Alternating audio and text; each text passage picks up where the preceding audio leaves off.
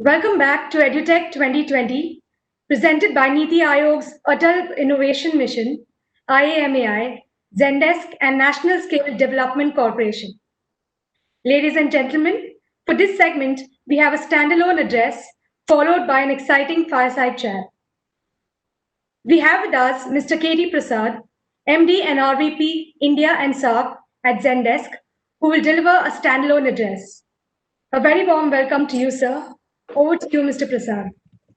Thank you, Javeshi. Really appreciate it. Very good morning, and pleasure to be here and talking about a CX during COVID-19 and probably a tech view that I would like to throw it on today. As a way of intro, my name is KT Prasad, Managing Director and RVP India and SAARC for Zendesk. And I would like to kick off things today by acknowledging the fact that all of us went through some amount of changes, or most amount of changes in the last 6 months. As business leaders, just like yourself, I had to make few decisions for my team and for the company. And I'm sure all of us are doing the same. But I had a slight privilege of having a bunch of insights into what customers of all of us and businesses are going through. And that came through a Zendesk benchmark report that we went through recently. And I would like to take opportunity today and give you a little bit of insights of that. And before we start, it feels that everything has changed, and it also feels nothing has changed. Isn't it? Let's go take a look at what everything has changed. In EdTech especially, the number of customer interactions have surged during the lockdown period, initial lockdown, late March and the beginning of April. Number of students, parents, and the fraternity trying to get onto the platform, embracing into technology. And while there is a surge over the last few months, especially towards the mid-June to end of June, the number of customer interactions are stabilizing it. While there is a 24% increase of surge of number of customer tickets during the peak, it's almost 2x of customer interactions. And this in particular graph represents the education, learning, and remote work as sectors. And it's a huge increase during pandemic initially.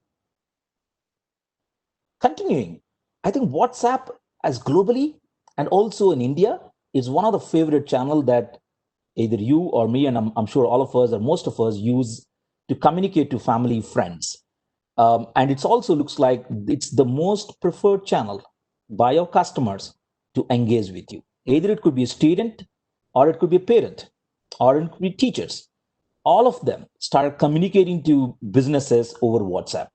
And that amounts to about an increase of 135% of growth over the last 5-6 months on WhatsApp alone.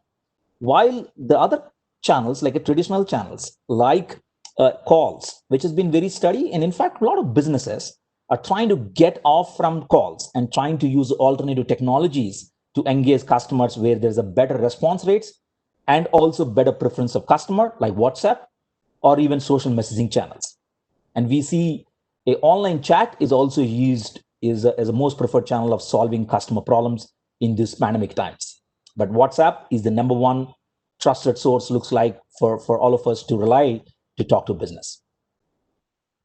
Now, EdTech as sector, especially seeing, I think, a great success on handling a huge surge of growth. Probably it's technology that education, it's built on. And what we're seeing, actually, the self-service ratios are relatively quite high in EdTech, remote learning, and stuff like that.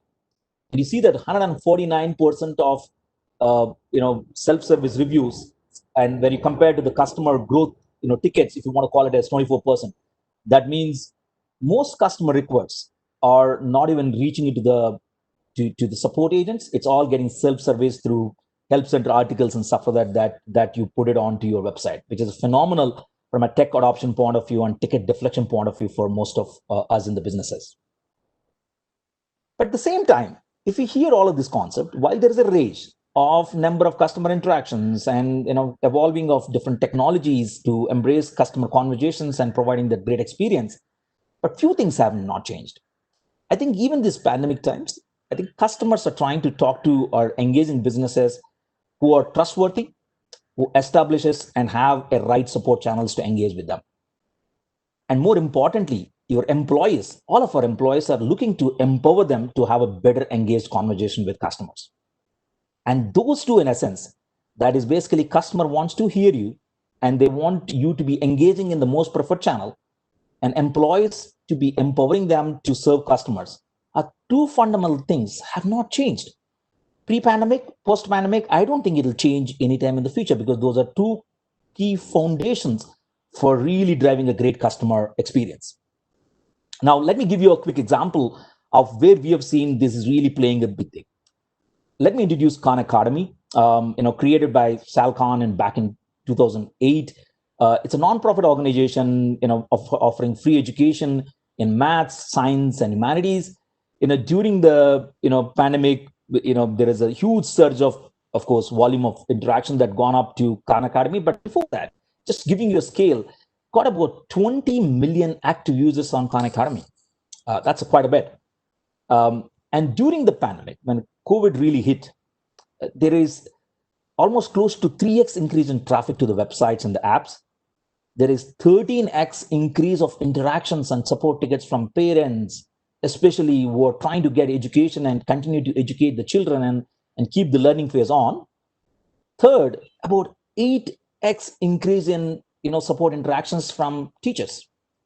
That's a humongous volume. And you look at average growth that I've talked about at the beginning, it's about average is 2x, but Khan Academy is seen close to 13x and 8x increase from parents and teachers respectively. That's a phenomenal increase. How did Khan Academy really went ahead and solve this problem? What really worked for Khan Academy? I think number one, automated triage. I think prioritizing support where it is and who needs it urgently, and really helping them. Let me give you an example. I think one of the things that we had a privilege of talking to Khan Academy, and what we understood that the way they triage the tickets and the support requests is that anybody, a parent or a teacher or a student who are new to Khan Academy, when they specify that, it's automatically triaged to a important or urgent request. And it doesn't mean that the rest of it's not urgent. It's just how you prioritize on given resources at a given time. I think that's a very smart thing to do.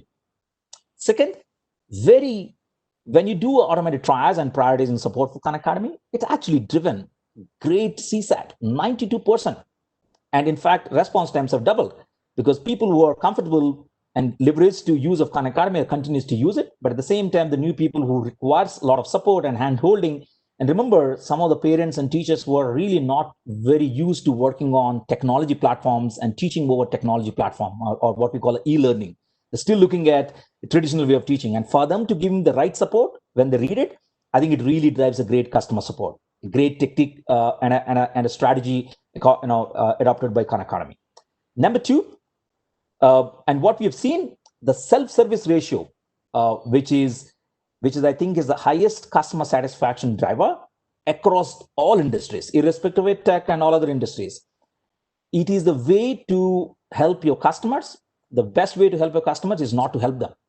Is actually providing the requisite support when they need it, how they need it, and however they want to consume. And that's through self-service.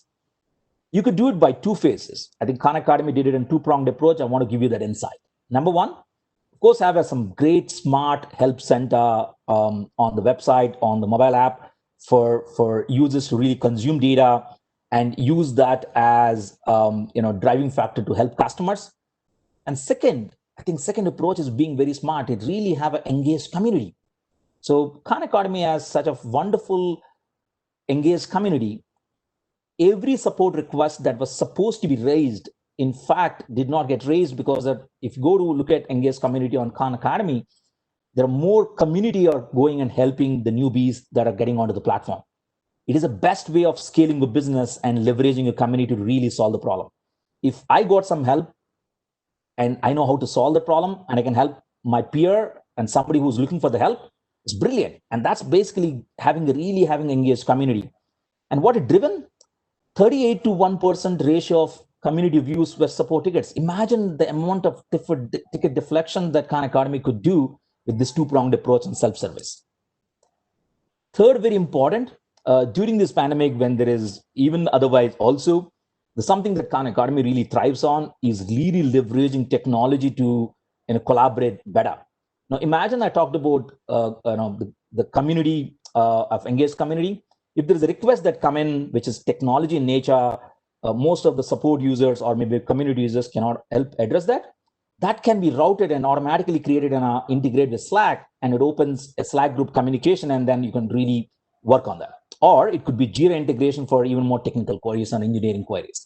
I think these two smart use of integrations to the grassroots level really help to drive a better customer interaction and drive a great collaboration to drive great outcomes of CX.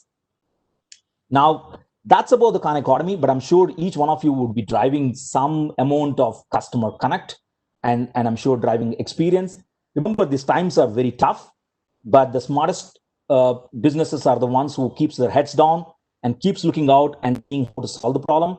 Remember the three key pillars of CX. Number one is trust. The trust should drive loyalty, and the loyalty of customers should drive evangelism. So if you take care of these three pillars of when you're designing and defining customer experience, I think you have done a great deed of establishing customer loyalty, and that would drive great revenue and also evangelism. With that, if you want us to connect, if you want to connect with Zendesk, we are available on all social platforms. You can just give us on a Twitter at the rate of Zendesk, or on LinkedIn, or on Facebook, or even Instagram. Connect with us, and we're more than happy to share this detailed report with you on across industries and especially EdTech view. And some of these insights are applicable to in India. So more than happy to share those insights with you. With that, I just want to say thank you for a patient listening, and I'm hopeful that this has actually helped you to find insights on how do you drive a better CX for your customers and leverage what Khan Academy did from some of the basics of principles of ticket deflection and driving a great CX and a great CSAT. Thank you very much, and look forward to keep talking to you on that day today on EdTech Conference 2020 today. Over to you, Javesha. Thank you, Mr. Prasad, for sharing such valuable insights with us today. We now move on to the Fireside chat. Joining Mr. Prasad, we have Ms. Divya Gokulnath, co-founder at Byju. Welcome, Ms. Gokulnath. I would now request Mr. Prasad to take over. Thank you. Really appreciate that. Welcome, Divya. How are you doing today? A lovely morning in Bangalore. Yes, it is. Awesome. And Divya, I'm sure it's a busy day and schedule for you at Byju with the amount of growth and explosion that we have been seeing, the kind of love I'm sure that you're seeing from customers. Before I get started, I wanted to give you a bit of view of my association with Byju. Being a Bangalorean, I've seen back in about 10 years ago or even before, it's very popular for somebody who used to go for competitive exams. And I've seen my friends and their circles who used to go to Byju and really get on to be competitive. From there, in the last 10 years, and the way the company has evolved and really creating this beautiful, phenomenal EdTech platform. And I'm your customer too on Byju, by the way. And both my daughters actually use Byju to really get a good view.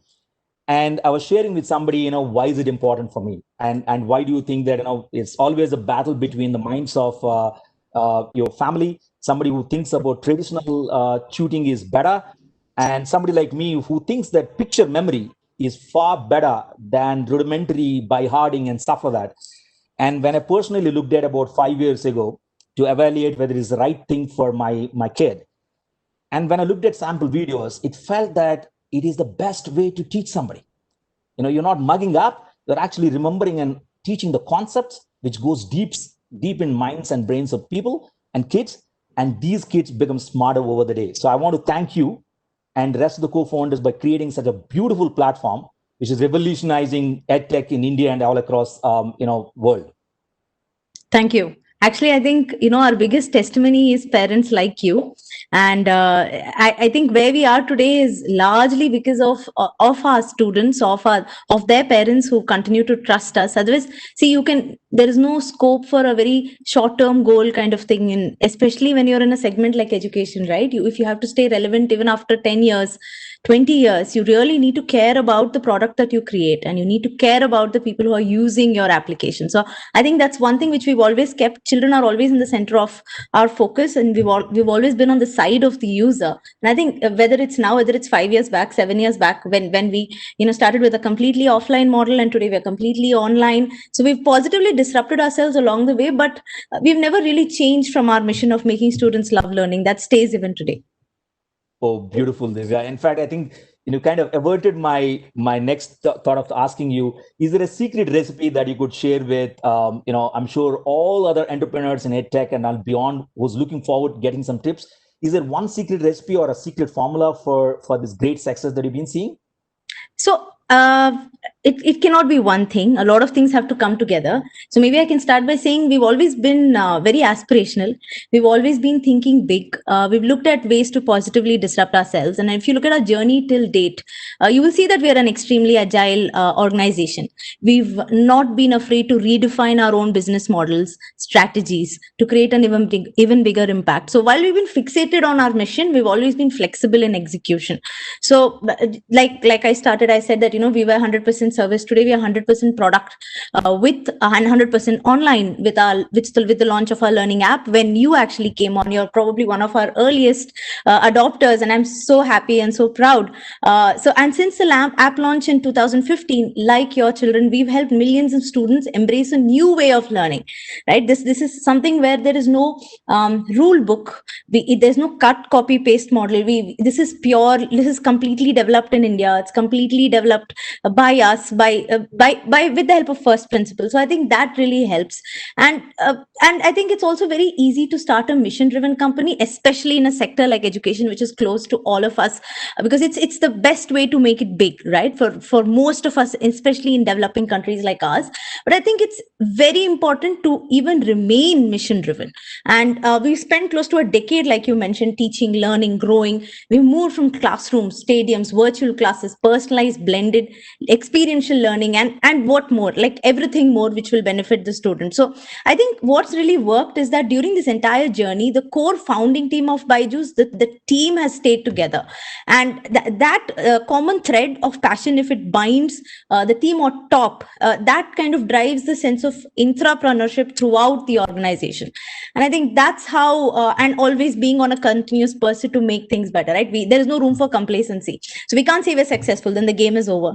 So every day, innovating, motivating ourselves, and trying to do better each and every day. I think that's together maybe the secret recipe or secret sauce.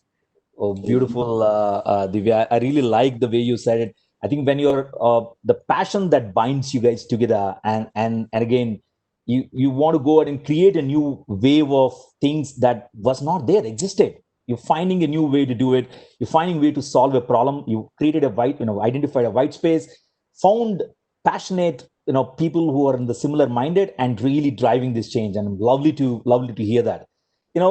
I'm sure in this journey of last 10 plus years since this journey has begun, and I'm sure, was there any point that you felt things are not just working out? And probably you or maybe the team would have come across the challenge, but is there any point where you felt that, oh, this is something that you're trying, but not working out? See, any startup, right? We read all about the successes, but to have one big win, you need to have 10 small failures. And it's important that those failures are small, right? And how do you ensure that they're small? It's when you are very fast from idea to execution. So I think it's important to plan, but it's equally important to execute. So we of course had a set of challenges, because like I said, this isn't something that you can cut, copy, paste. This is something that we have built with first principles. be so many bumps along the way, especially as a startup, as a set of entrepreneurs. It's so important to be resilient, to be passionate, and you actually don't define your passion, right? You let passion define you. So all of these things, I think, come together, and no matter what challenge it is, be it how do you take your content to so many places, be it how do you create this high quality content which keeps students not just engaged but is also effective, all of these things, everything, because there's so many ways to do something, taking decisions at the right point of time. I think all of these things come together, and then when it comes together, and when there are a group of people also, not just one, right? This cannot happen with just one person or two people there. If the entire team strongly believes in what you're doing, I think that's when challenges don't look like hills, they start looking like bumps, and then you go over them, and when you jump even higher. Oh wow, really like it. In fact, it said, right, you go, if you have to fail faster, but failure is just a stepping stone towards the success. And if you keep trying new, there is a high chance and a high probability that you'll fail. But the way you said it, let it look like a bump rather than let it look at like, oh, it's a beautiful way of putting together. And I can really see the passion really coming out. But just moving from the way the journey has been, and I'm sure in the last 6 months, in personally, professionally, it's been very different, and things looks changed for you at Byju's due to COVID. Would you want to share some experience both for for our audience today?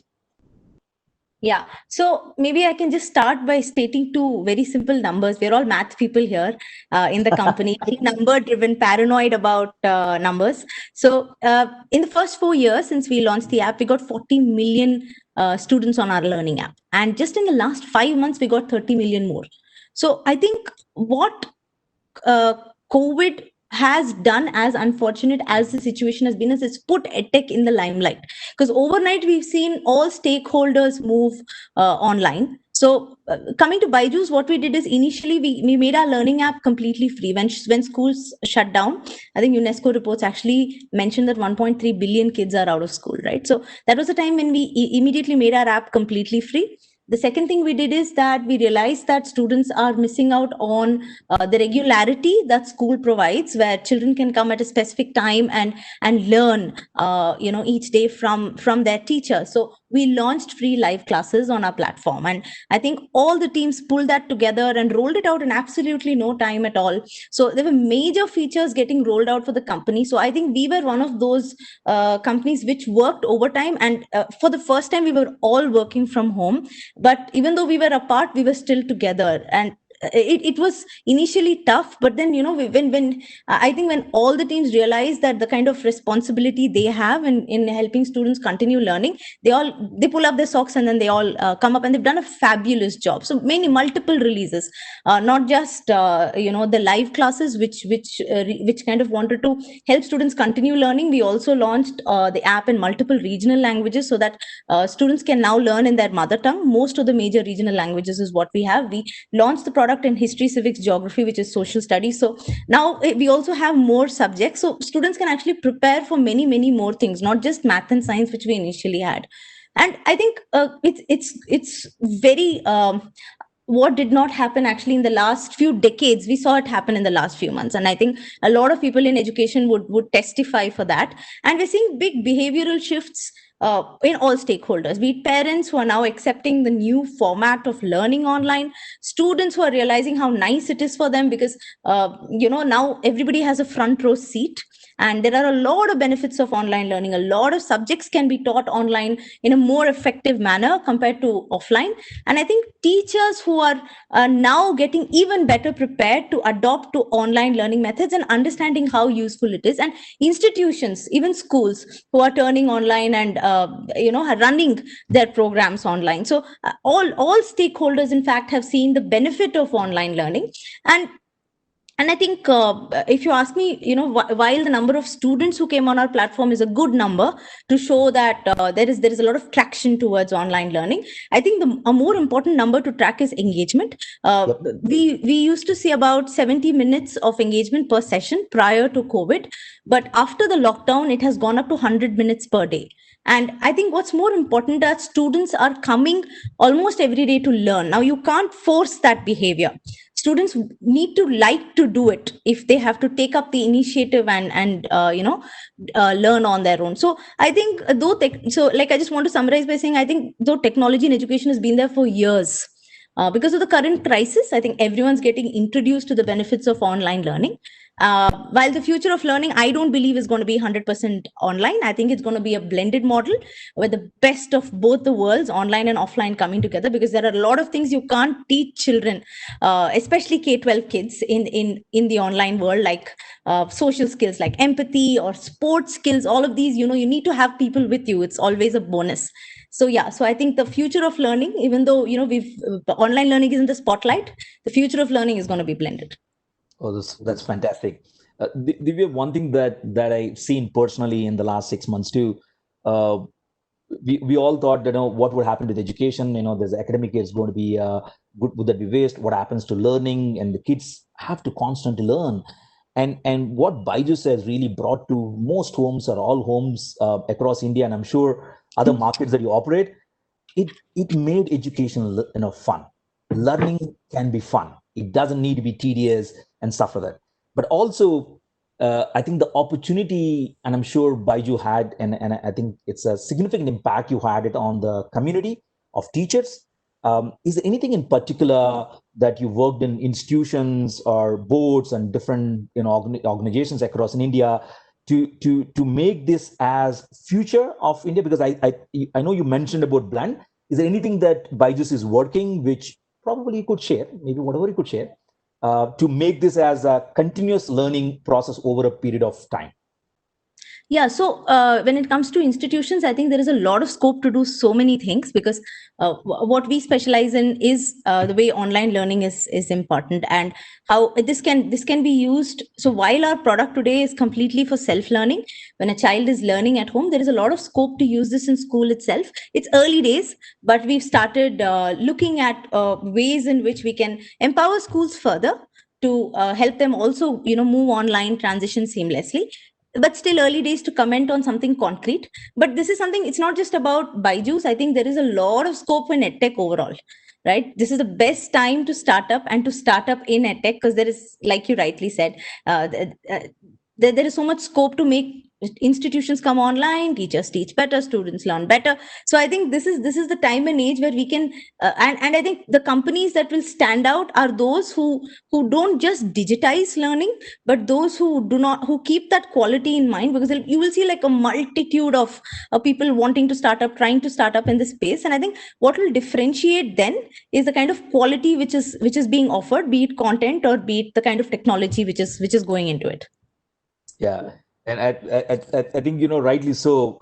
And you made one more point about how the transformation occurred at the pace at which happened, especially in the traditional IT world, if you want to call it as a transformation, and other IT tech world.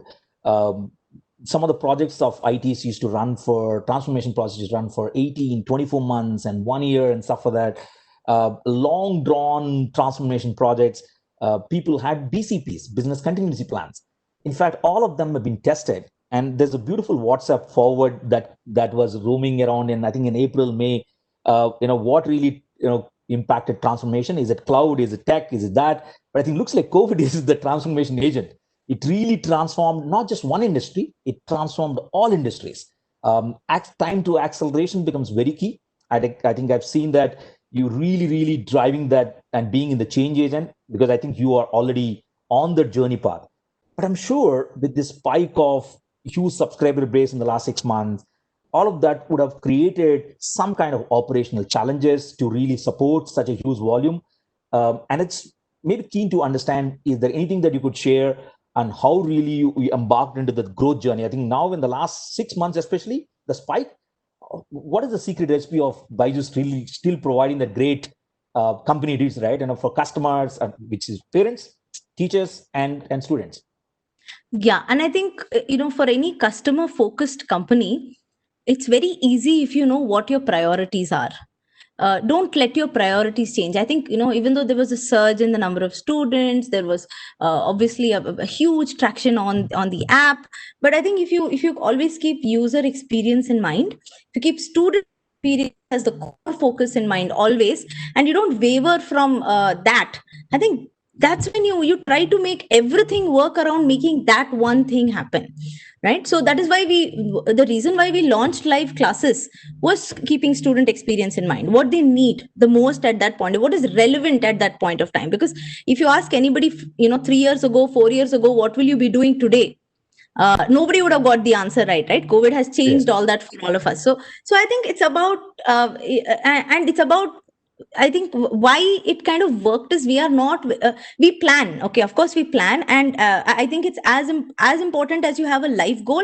It's important to have a weekly goal and even a daily goal, because then what happens? Idea to execution becomes very fast. So it's not that if we had to plan, and like you said, some companies took 18 months, 24 months to do releases. If you have to plan that far, it won't be relevant when you release it. So I think being of relevance and doing things in a timely manner really helps, because be it the launch of the live classes, be it the addition of different subjects, be it the addition of multiple languages, all of these were relevant, more so relevant in a time like this, and more so relevant for students, keeping the focus of students in mind.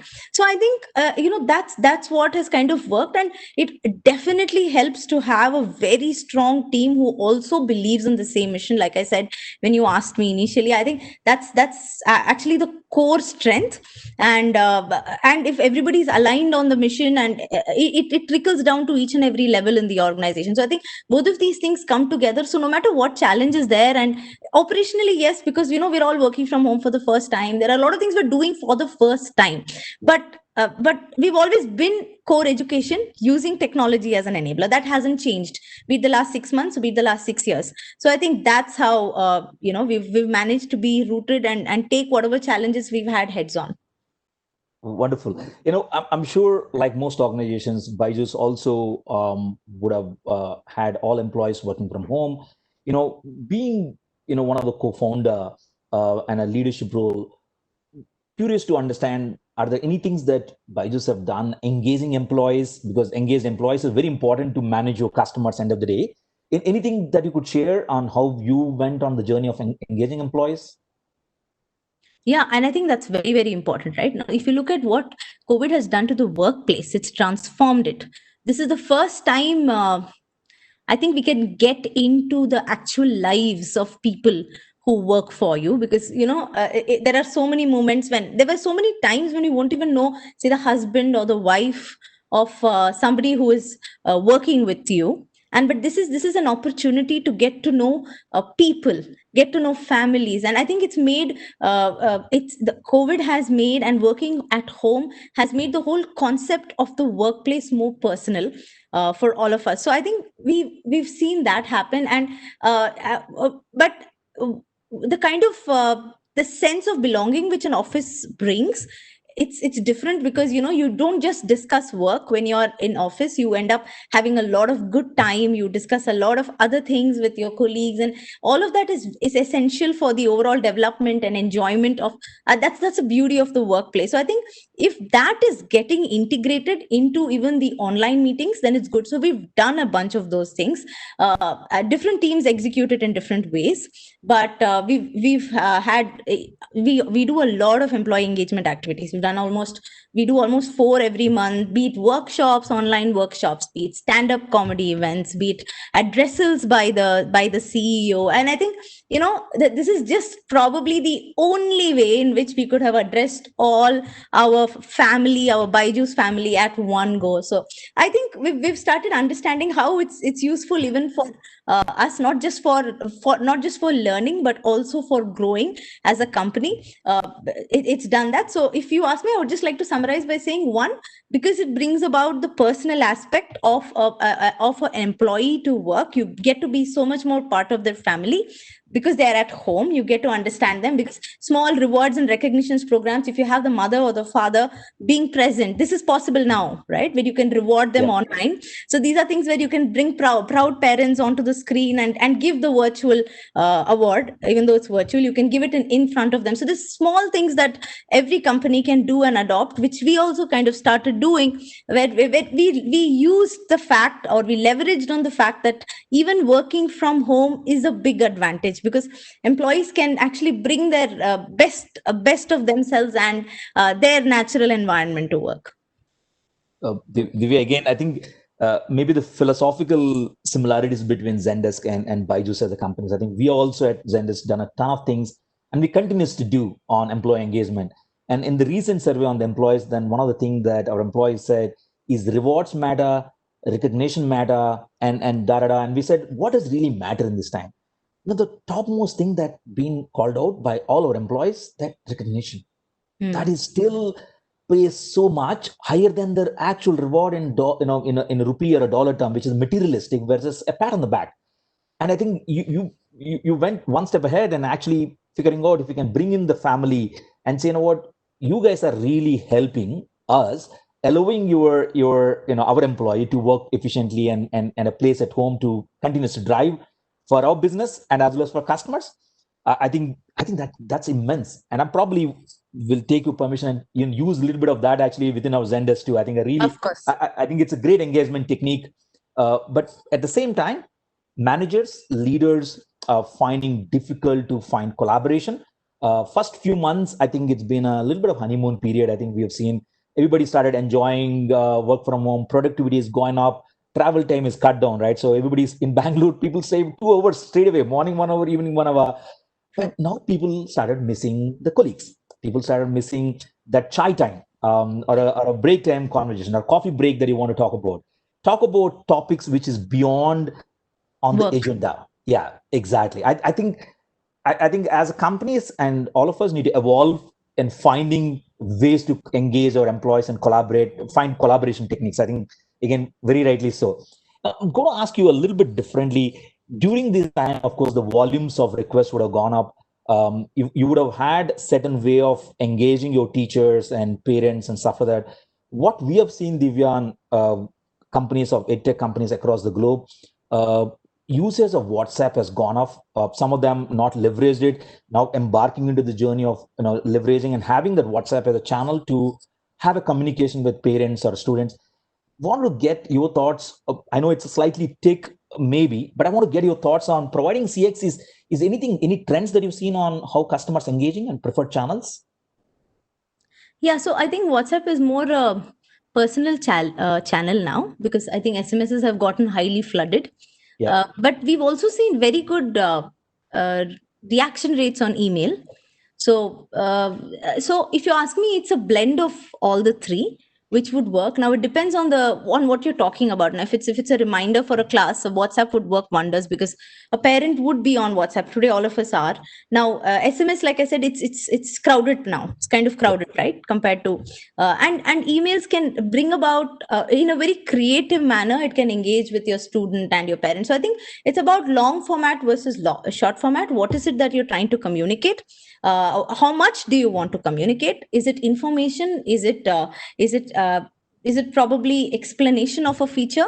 So depending on the type of information that you want to give across, I think companies need to use the channels accordingly, and then and then make the best decision on what they want to do, because using everything doesn't make sense. I think it's about what type of message you want to give out, and then deciding which channel you want to go ahead with.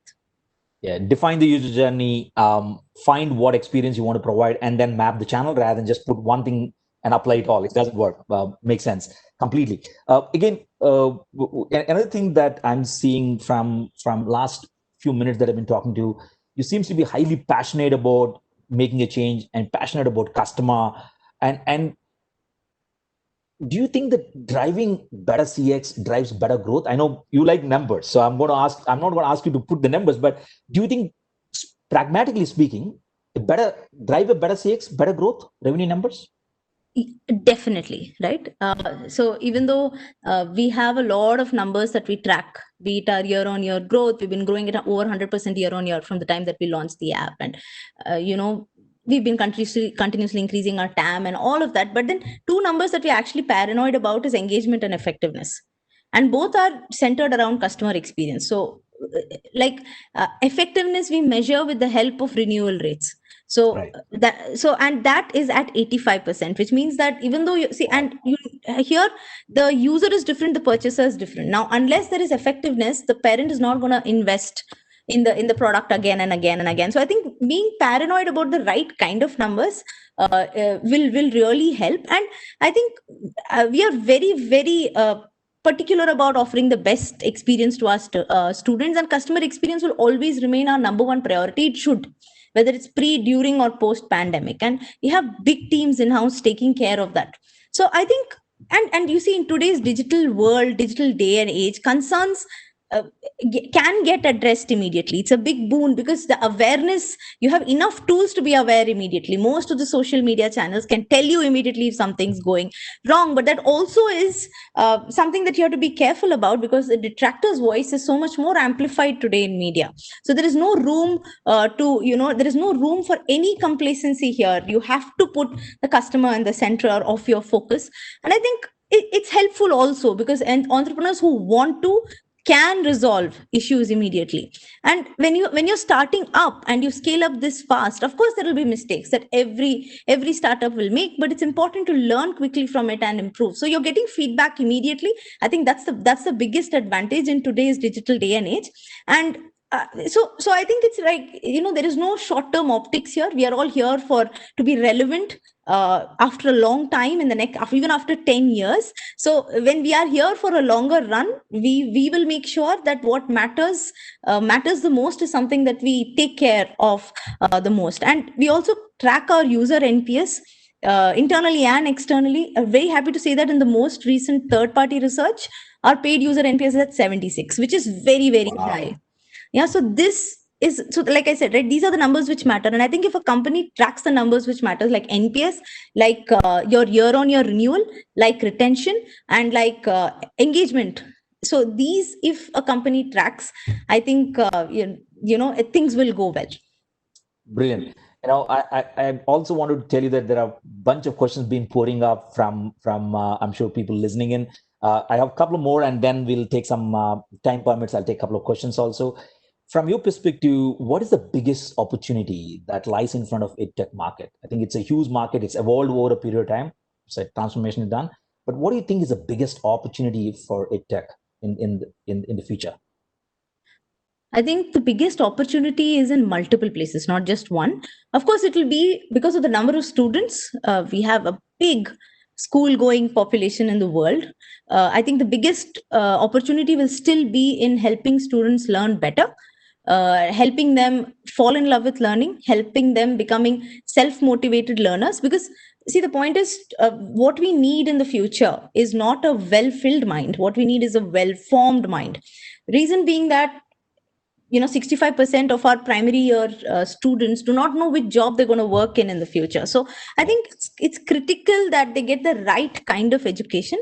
And maybe we have to redefine the whole meaning of literacy from just meaning that it's about reading and writing to being able to learn, unlearn, and relearn. So there is a lot of scope to help students learn better. And I think that should be the primary focus, especially in a very young country like ours, where the average age is 29 years. So with such a good high demographic dividend, I think there is so much we can do and capitalize on. But it's also a double-edged sword, because if you have to provide them with the right kind of education, because an unemployable youth is nothing but a recipe for disaster. So that being said, I think focus on students and there's so much more that can be done there and I think a lot of government is also bringing in a lot of changes, even with the NEP. There's a focus on critical learning. There is a lot of focus on all-round development. There is focus on future skills like coding and all of that. So I think that is going to be one major area in EdTech, and it will remain.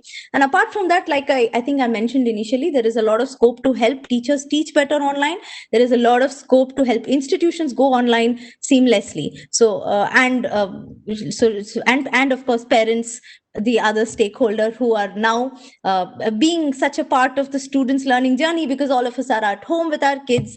We see how learning happens. We see how beneficial it is. Most of the schools are online. Most of the tuitions are online. So I think this is the time and space where if somebody wants to create an impact in EdTech and they strongly believe in what they're trying to do and it's addressing a need, I think there is a lot that can be done. Brilliant. Question. I want to take a couple of questions from the audience too. Actually, Divya, they're pouring, but I'll be picking one of the two. One of the question is, how do you ensure the content that is well absorbed by students? And I think you mentioned it on the engagement ratios. Anything that you would like to throw a little more light on content being absorbed by students? Yeah, so I think I can definitely talk about that because I'm a teacher myself, and even when we launched the app, I've been teaching since day one, and today I'm also teaching on the live classes, the things that the program called Byju's classes, which we launched on our platform. So I think when and I think it revolves around the teacher who's taking the class. While we have a 2000 member research and development team who is behind the way in which content is made both engaging and effective, having a teacher who's very passionate about teaching the student, and I think if you ask your daughters also, they will tell you they love the teachers who teach them, right? Yep. So I think having the right kind of teachers who can engage the student, and having, and it's not a one person show, right? Like I said, there are 2000 people. So and bringing that teaching to life with the help of technology, using a lot of animations, using a lot of interactivity, all the same time making sure that you're teaching in the most effective manner. I think that is when you can ensure that the content has both substance and it has style, both. Brilliant. Divya, with that, I know we are by the hour and top of the hour. I just want to thank you for such patiently answering all those questions and giving your thoughts. And it's very incredible to see companies like Byju's, Indian-born company, unicorn, and going into $1 billion and beyond. And I think it's the key mantra that I've seen: education for all, and really revolutionizing that trend. Thank you for what you're doing at Byju's. Thanks for sharing your thoughts. Really appreciate your time today. Thank you. So nice talking to you. Thank you. Pleasure. Thank Thank you. you. Over to Jivesha. That was indeed an insightful discussion full of key learnings to take home. Thank you, Mr. Prasad and Ms. Gokulnath, for taking time out to join us today. I would also like to thank our valued partners, Zendesk, Amazon Web Services, Dell Technologies, PayPal, Lead Squared, and ReadSeer. We'll be right back after a short 10-minute break. Please visit the halls and check out the booths on display. Thank you.